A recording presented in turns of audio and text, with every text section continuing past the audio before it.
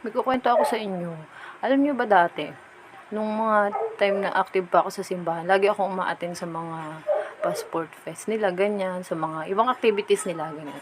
Tapos may time na yun na sport fest sa Marikina. Yung mga panahon na yun, wala akong pang entrance, tsaka wala rin akong baon. Kasi yung time na yun, potluck yung, ay, hindi, kanya-kanyang baon pala.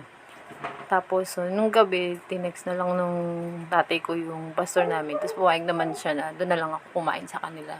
Tapos, hanggang kinabukasan, nag-worry pa din ako. Dumating na ako sa simbahan. Pagdating ko sa simbahan, hindi talaga maalis-alis yung pag-aalala ko. Kasi nga, paano kung makakapasok doon kung merong entrance, di ba? Tsaka, paano rin ako kakain.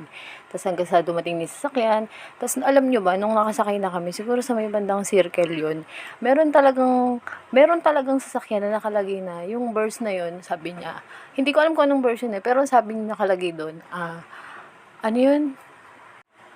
Sabi doon, God will make a way, sabi niya ganun. Kung wala nang paraan, edi parang medyo na himasmasa naman ako doon. Tapos, pero syempre, dahil bilang tao nga lang, nag-worry pa din ako pagdating doon. Tapos, pagdating naman namin doon sa may entrance, edi yun nga, meron nga siyang entrance. Tapos, meron akong kasamang sa simbahan nun, sabi ko sa kanya, ate wala akong pang entrance. Tapos ang sagot niya agad sa akin, sige ako na. Tapos eto pa, pagdating namin nung tanghalian na, tinawag na ako nung sinabihan ko. Meron din kasi akong sinabihan, sabi ko sa kanya, sa'yo na lang ako kakain. Nag naman siya.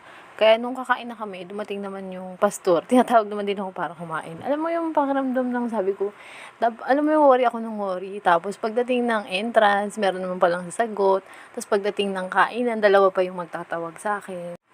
'Di ba nakakatuwa na kahit anong worry mo, kahit anong pag-overthink mo, meron palang mas magandang pinaplano sa'yo. So, yun lang, gusto ko lang i-share kasi talagang hanggang ngayon, kapag naaalala ko yung experience na yun, doon talaga tumibay yung paniniwala ko sa kanya. Yun lang. Sana natuwa kayo sa kwento ko. Thank you!